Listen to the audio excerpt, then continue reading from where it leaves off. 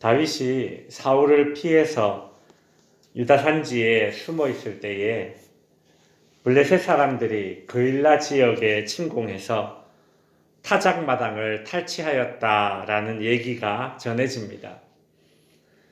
그일라 지역은 이스라엘과 블레셋이 접경해 있는 지역으로서 다윗이 속해 있는 이 유다 지파가 여호수아 때에 분배받은 땅입니다. 타작마당이 탈취당했다라는 말은 애써 추수한 곡식들이 이제 다 빼앗겼다라는 그런 얘기죠.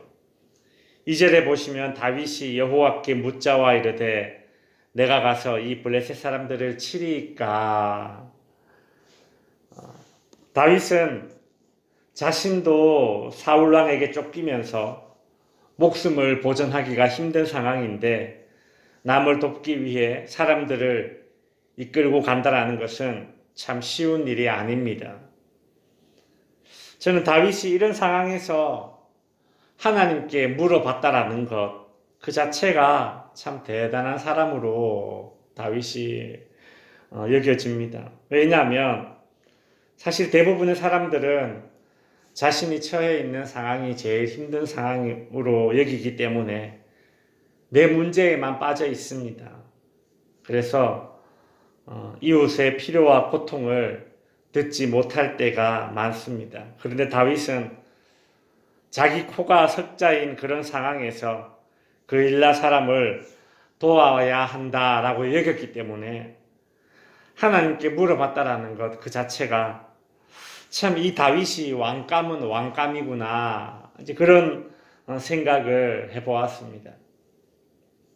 하나님은 다윗에게 뭐라고 말씀하십니까? 가서 블레셋 사람들을 치고 그일라를 구원하라고 대답하십니다. 제가 이 성경 본문을 가만히 보면서 이 대목에서 참 하나님이 우리 다윗에게 너무 과도한 그런 열정페이를 요구하는 것이 아닌가 이런 우스개 생각이 좀 들었습니다. 요즘 회사에서 정규직이 아니라 비정규직을 많이 채용을 합니다. 단순 노동의 현장에서는 사실 정규직이나 비정규직이나 하는 일이 같을 때가 많습니다. 다만 처우만 비정규직의 처우를 받는 것이죠. 처우는 차이나게 하면서 같은 일, 같은 업무량을 요구하는 경우가 이제 회사에서 발생합니다. 이럴 때에 회사가 열정페이를 요구한다.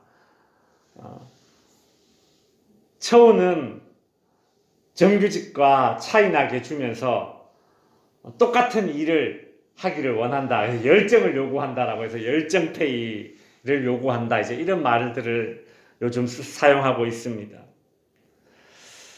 다윗은 사무엘에게 이스라엘의 왕으로 기름 부음 받았습니다. 그리고 골리앗을 물리치고 이스라엘에 많은 승리를 안겼습니다. 그런데 지금도 다윗은 도망자 신세로 지내고 있습니다. 다윗은 왕 대접은 받지도 못하고 있는데 왕이 해야 되는 역할은 지금 다 감당하고 있습니다.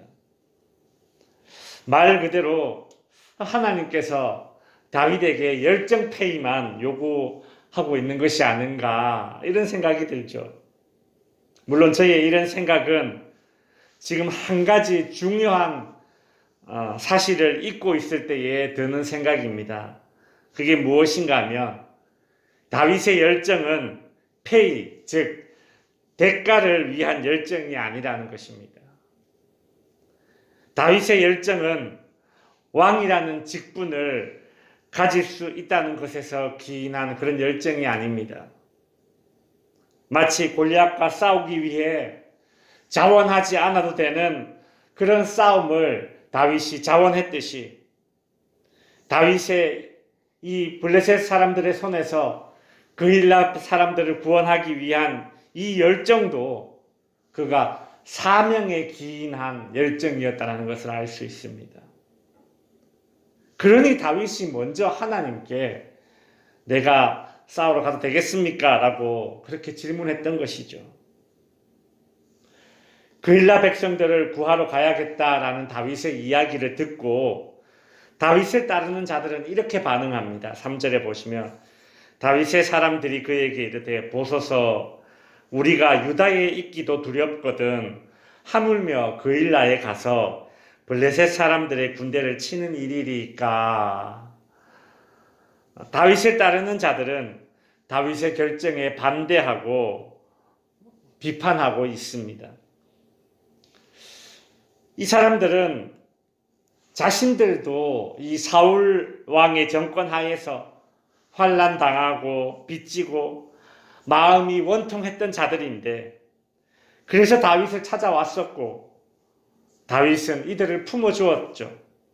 그런데 정작 자신들은 자신들의 신변 보호에만 사로잡혀서 지금 다윗을 반대하고 있습니다. 이런 상황에서 다윗은 어떻게 합니까? 4절에 보시면 다윗이 여호와께 다시 묻자온대. 다윗은 반대가 있을 때에 그 지도자의 권위로 그들을 말을 누르기보다는 다시 하나님께 묻습니다. 반대 때문에 감정이 상할 것이 아니라 하나님의 뜻을 분명하게 되새기는 그런 기회로 삼았습니다. 하나님은 다윗에게 블레셋 사람을 네 손에 넘기리라 라고 다윗에게 승리를 보장해 주셨습니다.